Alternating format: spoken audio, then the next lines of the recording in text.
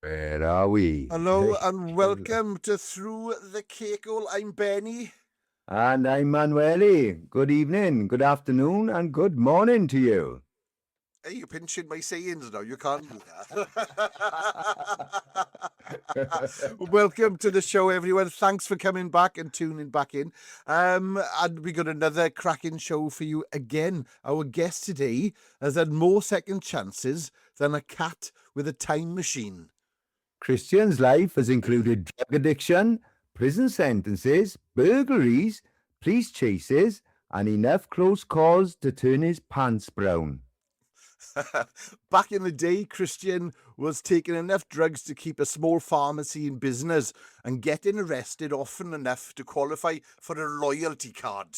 He was an old school raver who spent years living life at full volume without considering the consequences. Pretty much like me. But instead of becoming another cautionary tale, somehow he managed to turn everything around.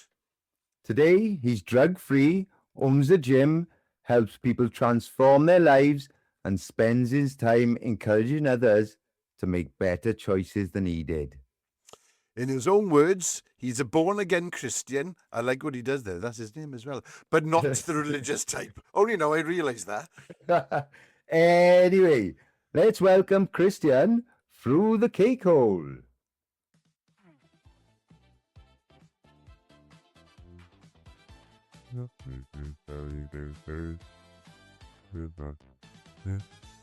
And where is he? Welcome. Hello, guys. There he is. Welcome to the show. Here I am in the cake hole.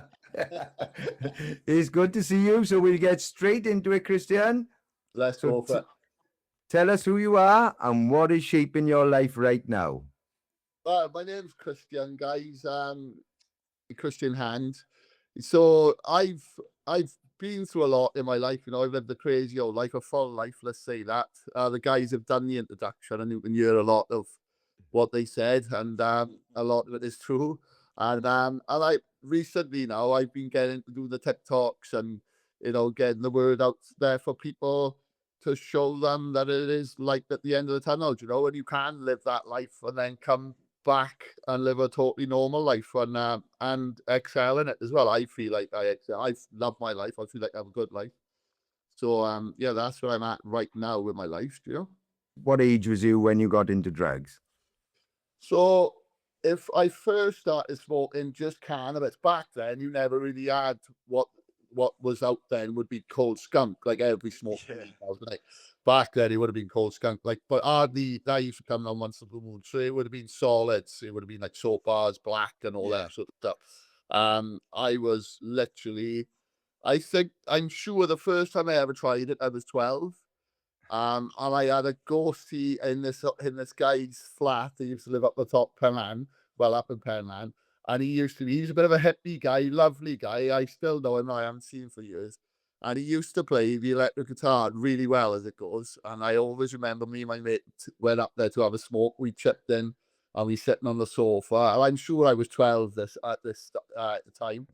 I remember we walking away now, and there's loads, a little much older than us, they're in their 20s and stuff. All right, remember just starting to feel a tad unwell. And looking at my mate, and I was like, come on, let's go, let's go. So we crawls over to this across the road over the field.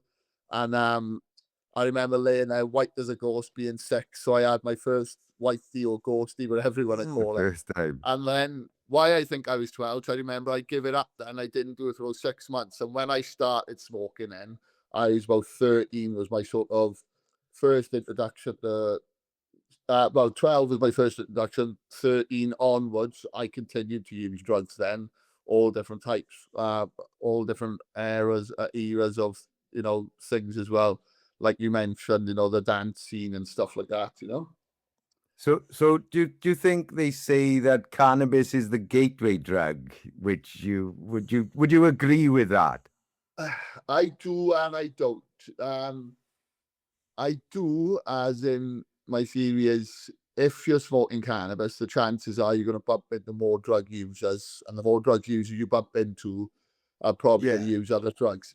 And maybe the guy who sells the cannabis to you, you've got to turn up one day and he's going to be like, oh, you have some lovely cocaine as well. Do you know? I know a lot of weed dealers Yeah. are just does, but there are people out there, like I Yeah. used to sell multiple drugs, you know, on so I think in that sense, you're much more heightening. You're definitely heightening your chance. If you smoke weed, you definitely have more chance of smoking other drugs. I would say, you know, as Yeah. for people taking.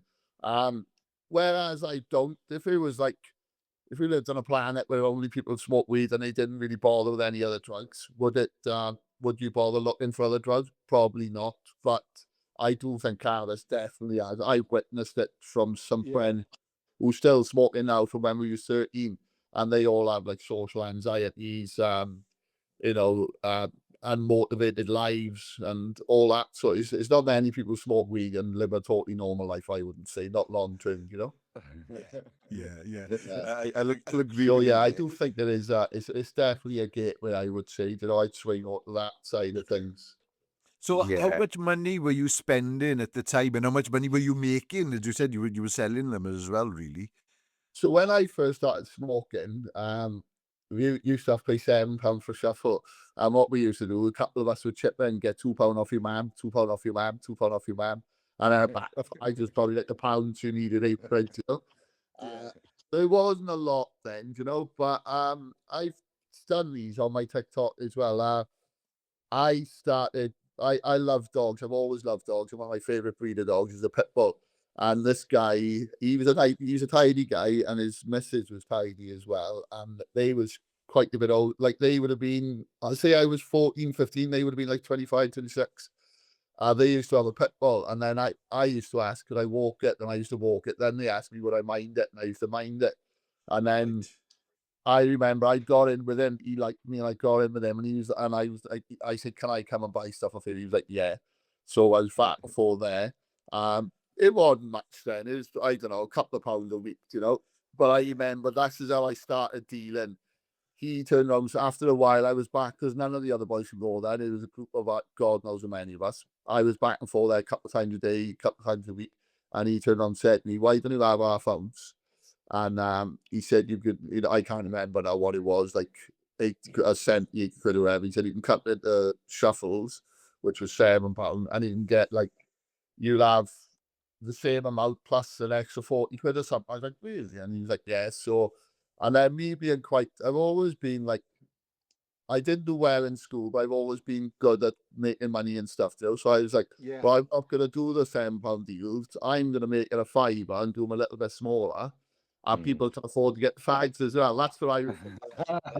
Hey, entrepreneur from the Yeah, beginning. exactly. And so I started at the corner of my estate, and I used to, because it was one way in and one way out, and you had that guy who I was getting stuff off, and you had another two dealers up the top. That's all it was, my estate then.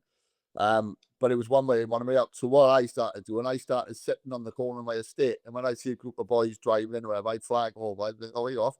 They'd be like, oh, so-and-so's. I'd be like, oh, I do these for a fiver. They're like, oh, give them here then. And it grew really quick for me. By the time I was like 15, 16, 17, I was doing quite well, you know. Yeah. That's the thing with me. I was good at making money, and still now, you know, with my businesses and stuff like that, I can make money.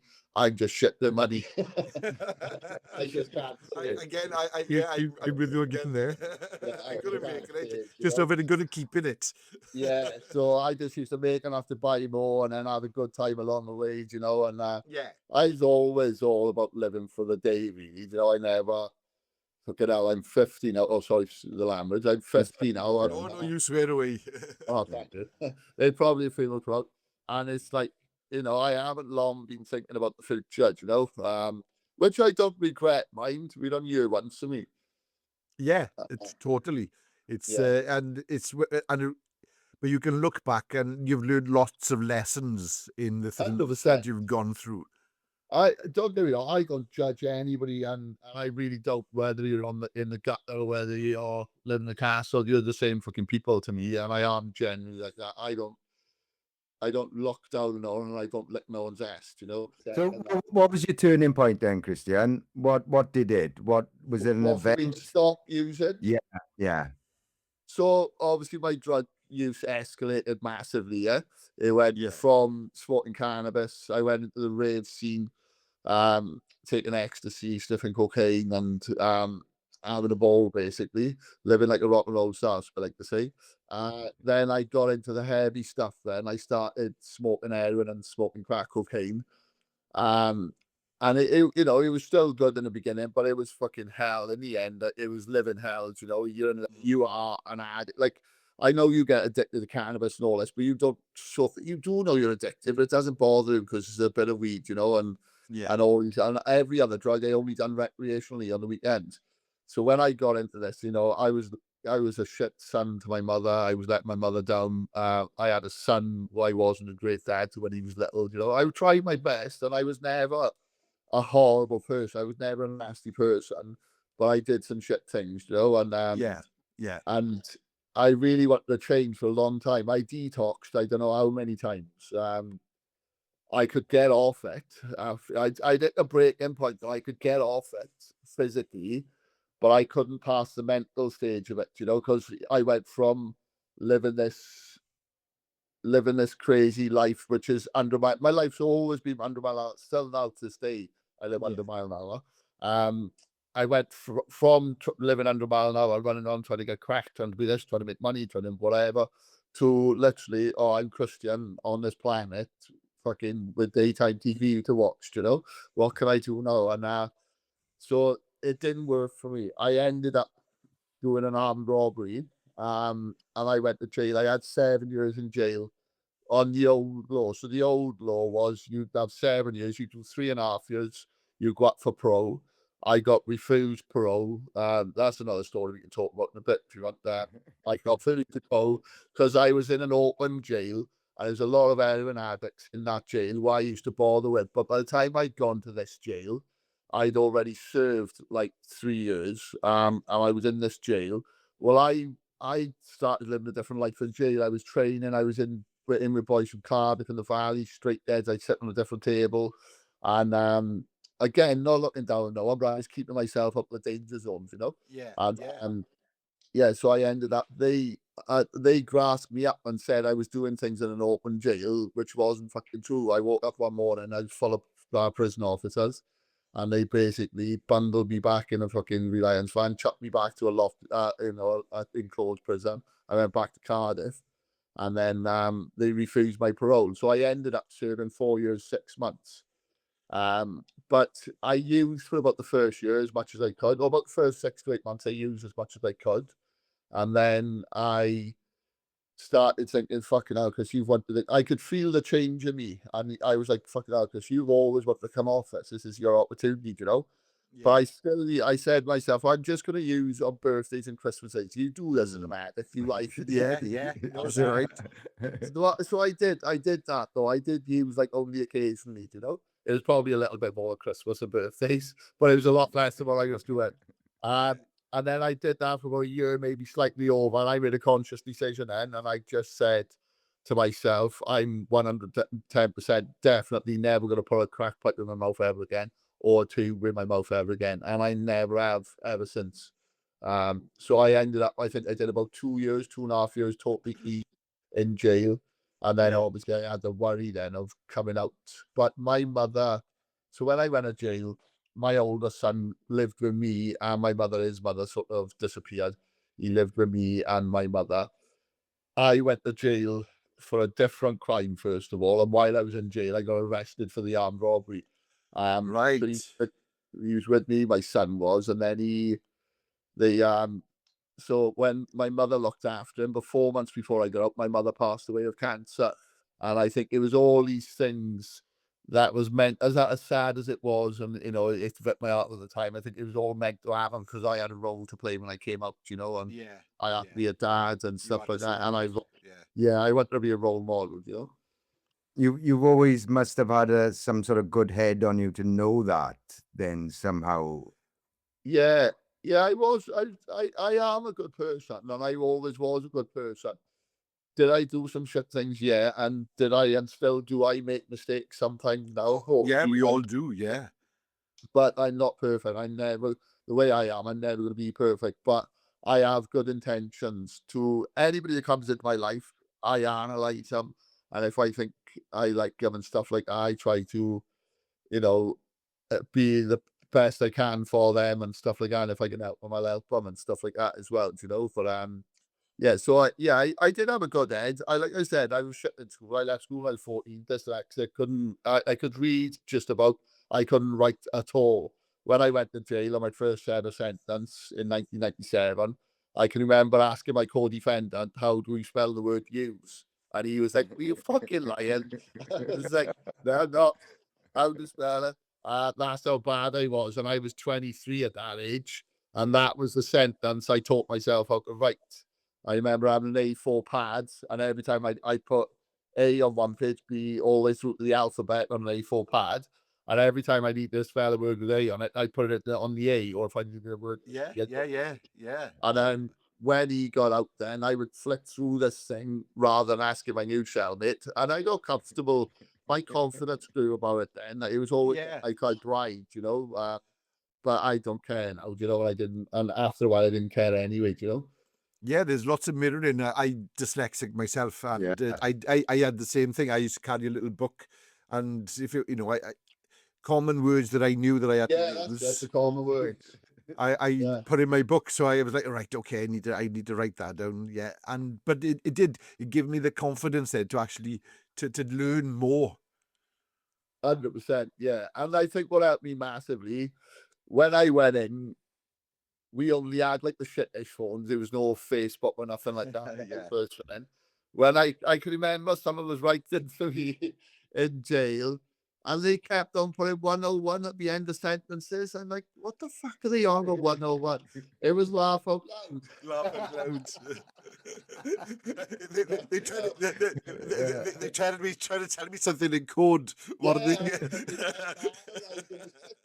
I'm like, oh, I still my head in. I remember asking them. I'm like, well, that's fucking Was stupid. wonder Why what do you just put Valhalla like everybody else in school? Yeah. Yeah. I've always thought that as well, is if you went in prison and then before social media, and like Trying you've just out. said now, and then you've seen what is happening with LOL.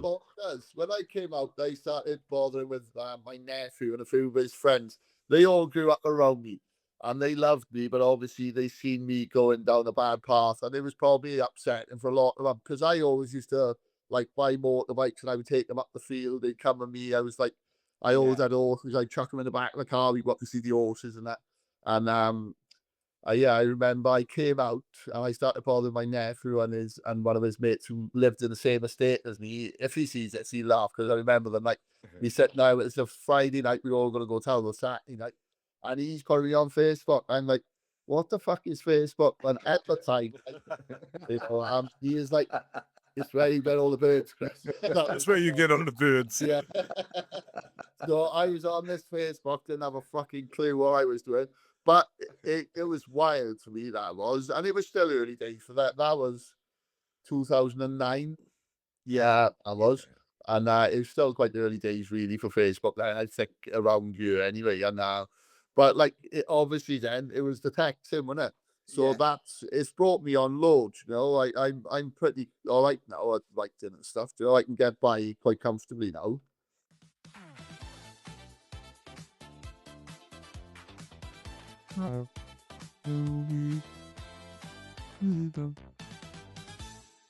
So in obviously you've done what you've done. You go to prison. You've come out, and you decided to change your life. So where does the fitness and the recovery journey? So going forward, where does that take you?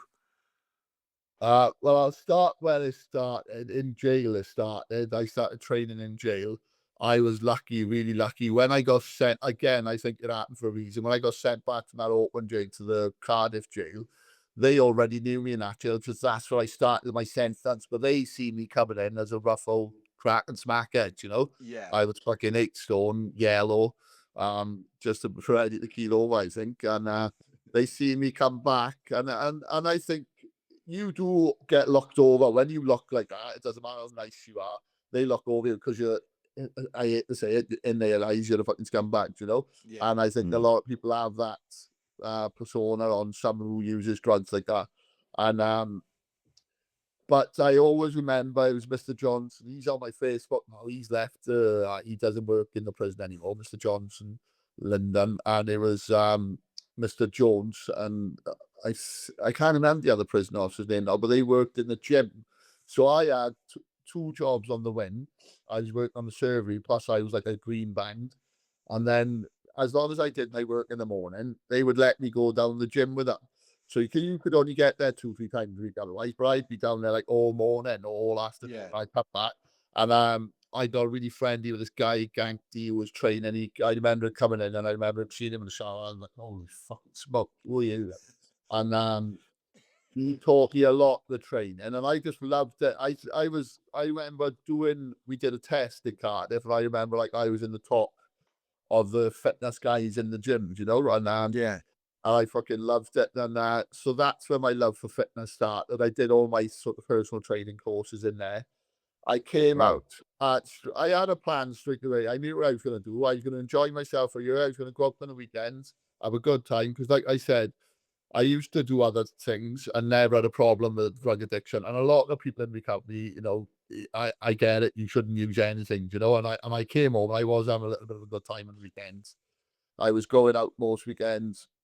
I said I was making up for lost time, but I was focused. I went and got a job. I was hobbling. I was for 30 quid a day. And when I left them prison gates, so this is genuine. I had £200 cash and I had 2 black bags with clothes in, and that's all I fucking had.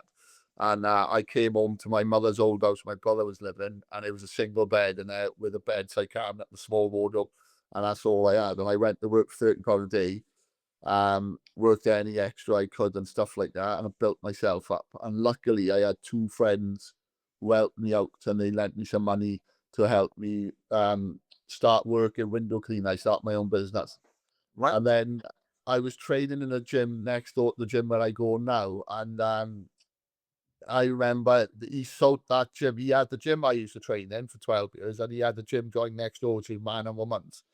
And I was saving to buy the house I live in right now, as it goes. I got the deposit put away. And I remember that gym sold and I was gutted. And then I was on Facebook about a week later and the women's one was up for sale. I was like, fuck it, I'm doing this. And it was my girlfriend at the time. She said, what are you doing? You're mad. And I'm like, I'm fucking doing it. And I said, this is an opportunity of a lifetime. And I snatched it and I turned in men and women's and I got it into a really good position. It was booming. While I had it, again, I'll go on about this another time or whatever. It was me and my wife ended up splitting up towards the end, and I didn't have the motivation in me to keep on promoting the gym, and that so it went down a little bit. But things are changing again now. Someone else is like managing it and taking over, and new things are coming. And I just learned over the years. I trained for years. I was lucky enough to bump into a lot of bodybuilders. I learned a lot about nutrition with them.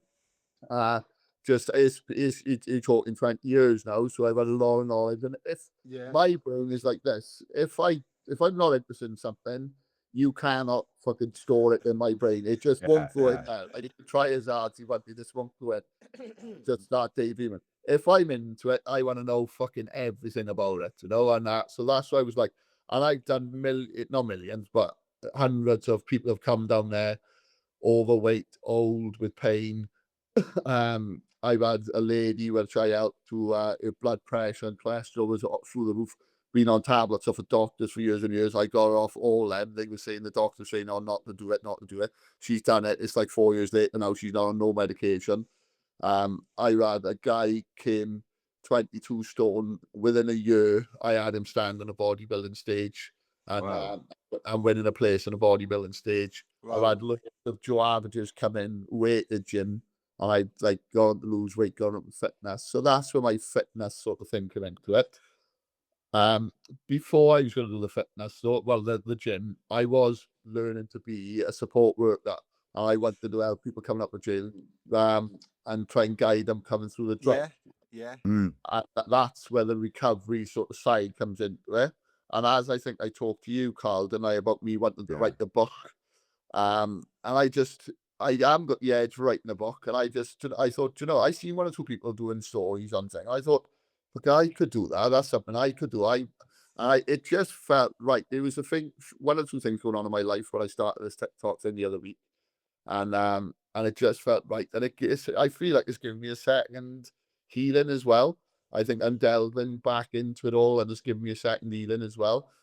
And I'm helping people parents and sisters and stuff understand that, your brother, your sister, your mother, your father wasn't Yeah. actually a bad person, and they couldn't give it up, and maybe these are the reasons how they fell into it. And it's just blown me away, to be honest with you. I've had, like, the mess I've had people say to me, like, just thank you, Chris, thank you. Not even the addict sometimes.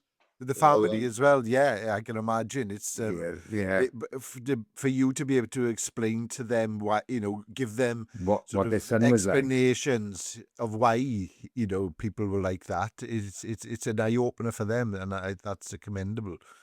That's it, because it's like you can't understand it unless you've been in it. You can try and Yeah. understand, Yeah, but totally. you can't. And I remember breaking down to my uncle. I remember being at my mother's house one time, and my mother was amazing to me. And she really was. Like, and my uncle, I love my uncle. I love my auntie, and we have an amazing relationship again now. And I remember him being there, and he, look what you fucking doing to your mother, blah, blah, blah. I remember breaking down and, like, literally pulling my hair out and saying, you don't understand. Do you think I want to be doing this? Do you think I want to be Yeah. living in hell? Like, I'm stuck in hell on earth. And it's hard for people to actually grasp that. Like, my explanation of it is, no alcoholic walks into a pub when he's 18 and has his first pint and goes, you know what, I'm going to be an alcoholic.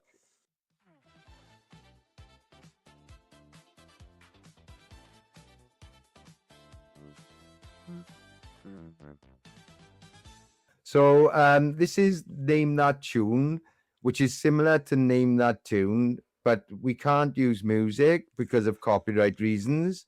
So we're gonna hum it, DDD it, or la la la it. Or something And similar. Or something similar. So do you want me to start off, Benny? You go first, Carl. I'll go first. Are you ready for this, Christian? I was born ready for this, Carl. All right, here we go. D D D. It's a three blind mice. That's what came to my mind straight away then, because I don't know what this is either. Oh Do- my do- God! I'll tell you afterwards. That's bad. Do it again. D D D. It's stuck in my head now. Three blind mice. I can't when- do nothing else. when Only you- blind mice. When you know it, that is so cool that you said that because it's nearly there, like a little bit there, a little bit more. Yeah. D D D D D. Oh. Oh, I don't know. No, I Ready? this one, mate. No, you got me on this. Okay, you get me now. You get it now. Okay. Yeah. D D D D D D D. Oh, thanks for that. Yeah, that's did fucking much better. That is. Makes Oh God, that made it so much easier. it makes sense in my head. I can see. Yeah. I think you're gonna get it. Between your skills, Carl, and my brain, I'm going to clear what's going on. We do it well, will you? Yeah. Right. Do it all together in one thing. Go on then. D D D D D D D D D D D D D D D D D. Oh, Have you got it, Benny? no. No. I thought I did. Do it again. Do it again. Do it again. Couldn't get that. Please, man. D D D D D D D D D D D D D D D D D. Everything's going to be all right. Flute of the birds, yeah. You said three I blind thought mice. when he told me Right. to do this, I wouldn't get any. It's my turn now, isn't it? All right. Okay. Yeah. D D D. No, forget that. That was terrible. That. Hang on a minute. I was gonna do a different noise, but he did so many DDs. Yeah, he did so many DDs. He's hypnotized me to do DDs instead of something else. So, na na na.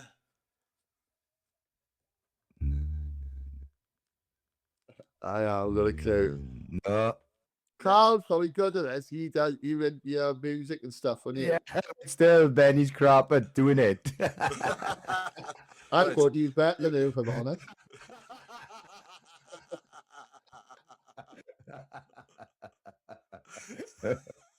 Come on, Benny.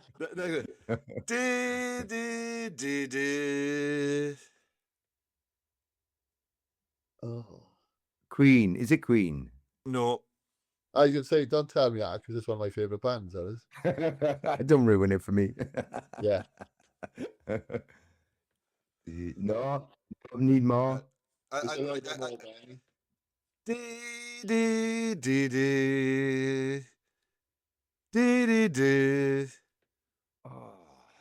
shit.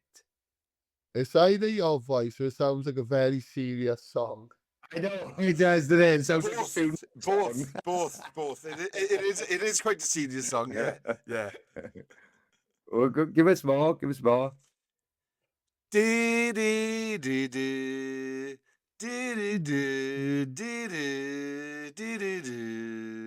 Oh, I do feel I just don't know the name. But I do feel I might know it. Why is it not coming to me? I realise now how shit I am listening to you. Oh, you can't get it. Yeah. I do it.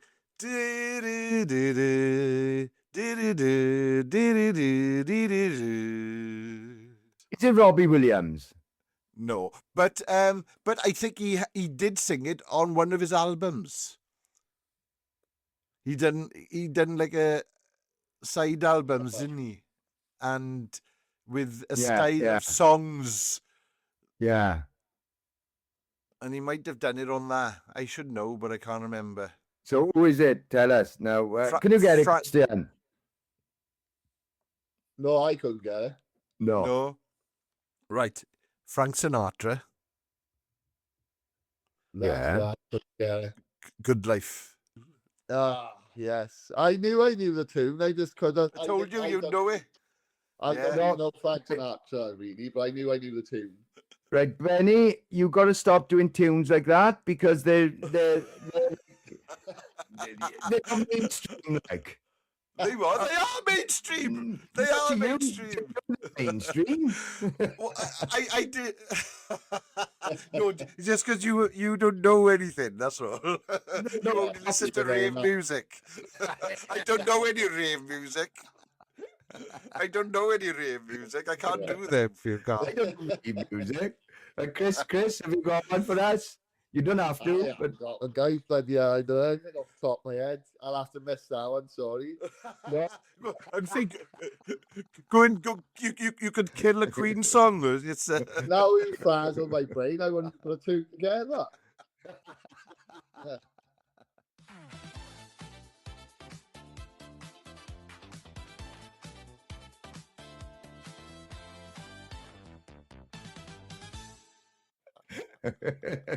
Oh, that's brilliant. Okay. I'll go straight into another question now, right, Chris? Yeah, go if you could sit down with your 20-year-old self, what would you say to him? Well, I always say now, like as when I speak to my sons and that, it's like prepare for your future. That's what I say.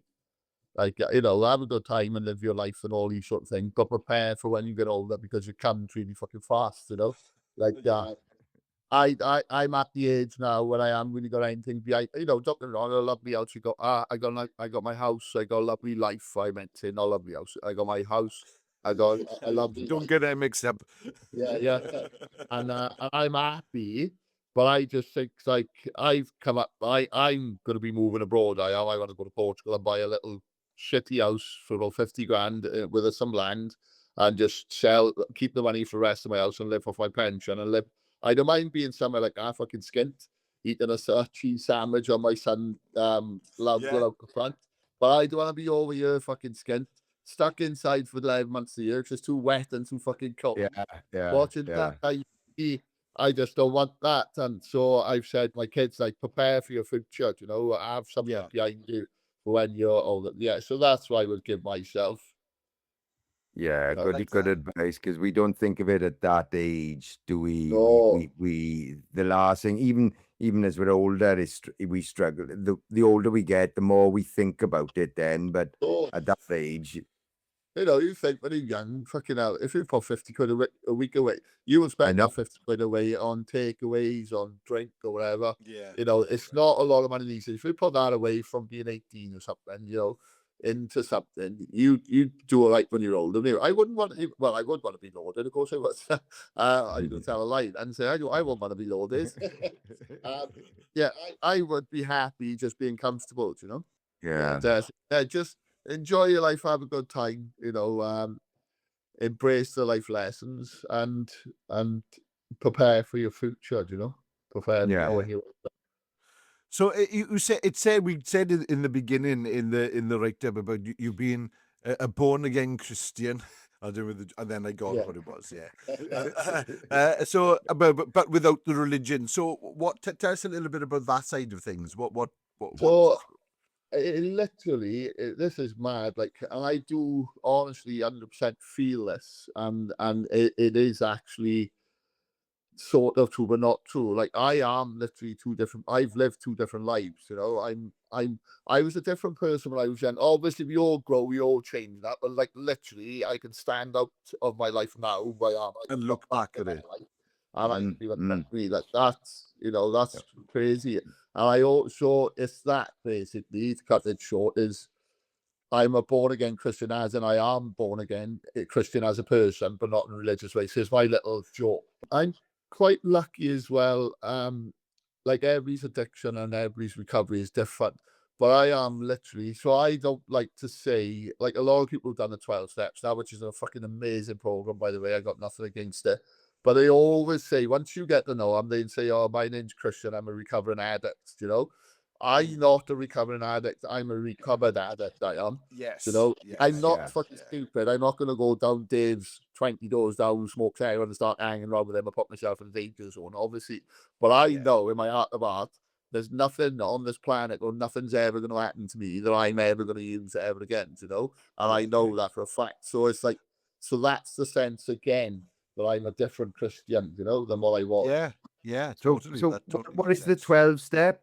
Can you But explain that? 12 steps is like, you go into a program basically, and it's 12 steps of the program. I'm not sure what exactly it entails in full. I know you've got to write letters to the people you've hurt, and you've got to apologize, you've got to accept your guilt, which is a lot of what I've done myself Yeah. for myself. You know, like I always say, like, once you're strong enough, you've done the physical detox, you have to embrace that, because one of the hardest part of Mm, giving up drugs is you've got to feel all them guilts and all them things, and they fucking hit you from everywhere, and it's easier just to go and use again, you know.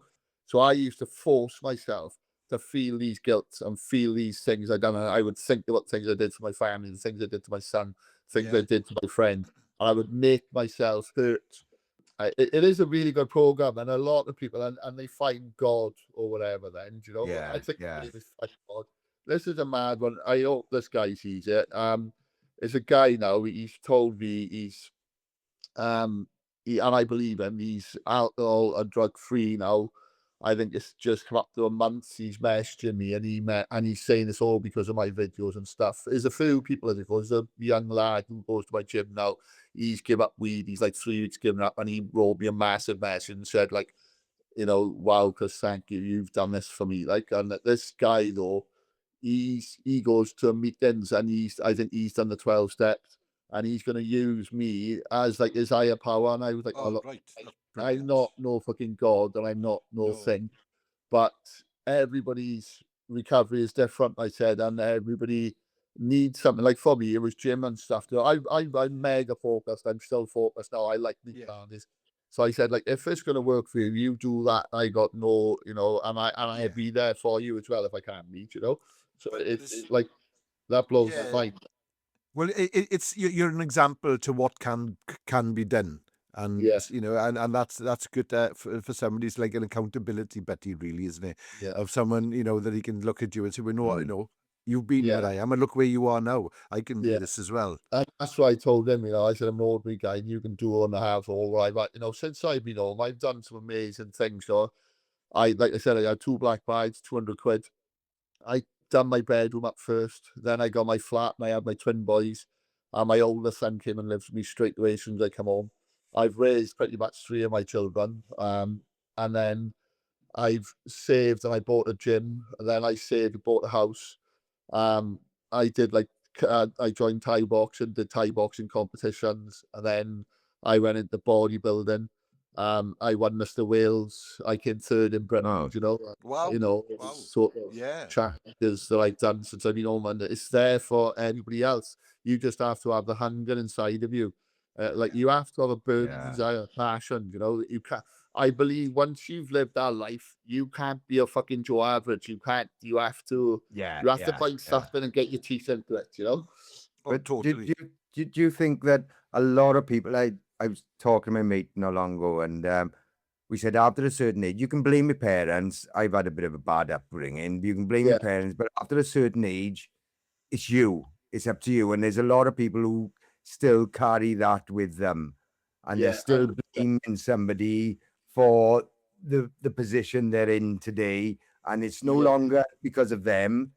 You've got control now. Do you find that with people? 100%. Yeah, and I did play the victim when I was an addict a bit, but I'd never have in my life ever. I didn't have a dad and things like that. And I never played on any of that. It did have when I look back, it did have an effect on me. But yeah, you are Mm. right, 100%. And I said this the other day to someone, and I said on one of my stories, I said like, you have to look at yourself in the mirror and tell yourself, like, stop fucking blaming it. Like, someone got Yeah, kicked out his yeah, house and he was yeah. mourning and he got kicked out of his house. And I said, listen, I said, please don't take this the wrong way. But I said, you've got kicked out because you're doing what you're doing. I said, your mother or your partner, whatever, if you was getting up in the morning, going to work, coming home and blah, blah, blah, they're going to have tea on the table for you. That they ain't going to be kicking you out. So the only person you can hold responsible for that is yourself. You Stop have playing to. the victim, because the moment you stop playing the victim and you've got to face yeah, yourself is your biggest fight, isn't it? No oh, matter what you totally. do. And Yes. and he messaged me the next day. He was like, "Fuck, wow, man." He said, "You don't see us. You live in this bubble. You live in this cloud. And when someone puts it straight to, I can only do raw and uncut. That's what I say in my videos, and that is me. I'll never set out to hurt your feelings. I'll never set out to look down on you. I can only give you what I've done and what Yeah, I the think experience, and yeah, it's experience you've lived through, and it's you've been there, and you can see it from that direction. yeah, Well, yeah, I've seen people, they blame their parents, they blame the council, they blame the social services, they blame, which is fair enough. I've been through all those systems myself. me too, yeah, But then at a certain point it's you now. It's up to you now. oh, And you can't blame the social services or the council for this and for that. life is tough and life is hard. You have Yes, to take yeah. responsibility at some point, even down to and it's small example of that now. Say your council tax bills coming in, right? You ignore it, ignore it. Next minute, you're in fucking jail for it. Let's say, right? Who you Yeah. would blame was, or they shouldn't be charged as council tax Yeah, anyway. yeah, We should pay it yeah. anyway. Well, we have to. It's fucking law. We can't say anything about it. So Unfortunately, yeah, if you yeah, yeah. pay it, if you paid it, you won't be in fucking jail. It's not because, But don't get me wrong, I don't agree with it, but it's shit happens.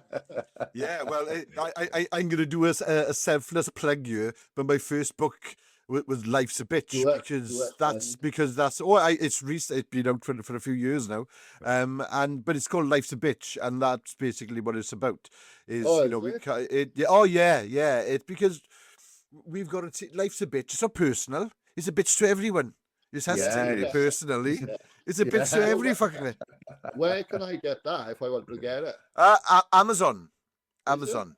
Yeah, Oh, yeah. let's talk to that, because that it is, isn't it? It's it's a fucker to all of us, not just to one single person. You know? Yeah, but it's us taking Yeah. it personally and going, oh no, it's you're all right, you know, it's all right for you. It's like no, there's shit going on for me as well. And I just, Yeah, it's I always wanted to be a man when I was a boy. That was my fucking problem. I always wanted to be the man, you know. So I was always the fucking rock and roll star. I was always the crazy bastard, you know. And because I wanted to be a man when I look back, and it's like fucking hell. If only I knew all along. Like I don't give a shit what I am right now, as Yeah. long as I'm happy. Yeah. And, you know, things like that. It is crazy, but a lot of good things comes with age. You know, I remember. Wisdom. Yeah, my late 30s, you know, being so secure in myself. Like, I literally do not give a shit what anybody thinks about me. Don't get me wrong, I don't want to be a bad person. That's why I'm not a bad person. But Right. if people know who I actually am, and I really don't care what they think of me, and that's the truth, that is, you know? yeah, totally. It's, And as you said, it comes with age. Yeah. We let go of that ego and say, right, we've Yeah. we've worn you out now. Come on, you go sit Yeah, down. yeah. You go retire. You go Yeah. retire. You've caused me enough fucking trouble. Yeah, it really does. It's like that's what you've just said now with age. The best thing about age is wisdom. It does, you know. I know it sounds like a cliche, No, but it's true. you've gone and you've tried everything. You've had these friendships, you've had these relationships, and everything like that, and Yeah. you just want peace. Yeah. And then you That's think, right, that is what I want. I want to be in fucking Portugal with my little 50 grand farmhouse, hopefully with a woman, but definitely with a dog, and just fucking happy on my own. I remember when I split up, my wife remember her saying to me, "Are you going to be a lonely old man?" And it fucking scared killer. And then I think to myself now, am I going to be a lonely old man, or am I going to be a peaceful old man? yeah.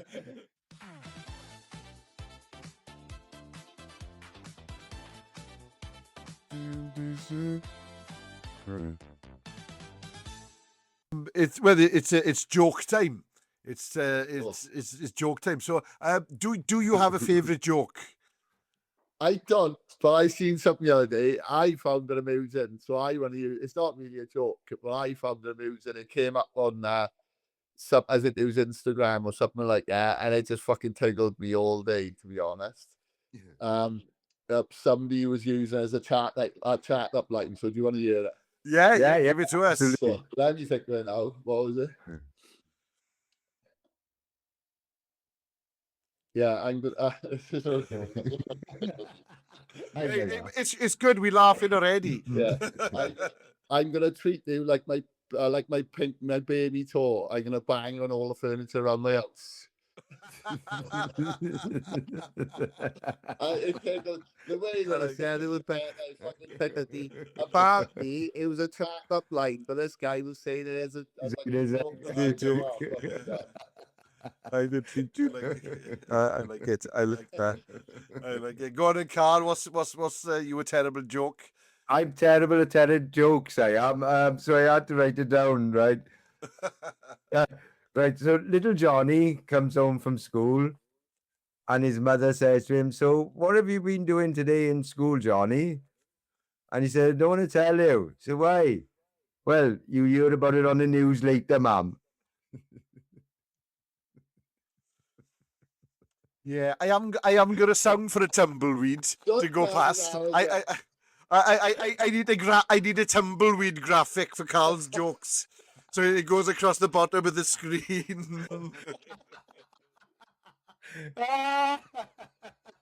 I've been worried about my joke always. Then he did.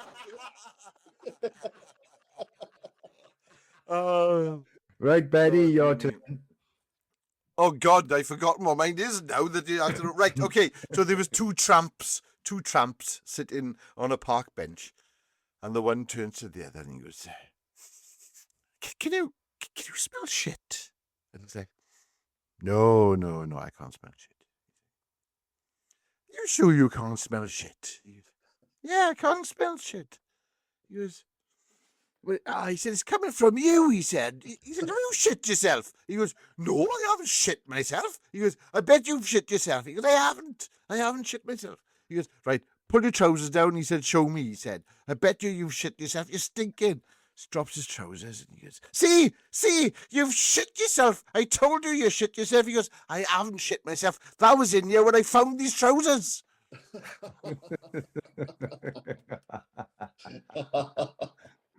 I like the danger of the voices. He definitely wins that. He's the man I thought. No, I agree there. Totally agree. Like, Oh, dear me. Oh, well, I really enjoyed that. That's been different to all our podcasts. Is that I did tell Benny it's going to be a little bit different because it's more story. It's more story based. Like, Yeah. Do you enjoy though? yeah. Oh, thoroughly. And but before we do head off, tell everyone how they can get hold of you. Where do they find you? So the best place for it is on my TikTok, guys. My TikTok is Christian Hands on Fitness. Do you know, I'm really surprised with the views it's getting, the feedback I'm getting, and people are watching it who's never been into drugs before and absolutely like some guy messaged me and said, "Fuck it, I didn't even know." He said, "Obviously, I know people take drugs, but I didn't realize this world actually existed like that." You know, and so I think everybody can get a little bit of something out of it, and everybody can relate in some sort of way. You know, and yeah, give me a follow along, guys, if you will. Puerto Little baby, yes, I'm coming.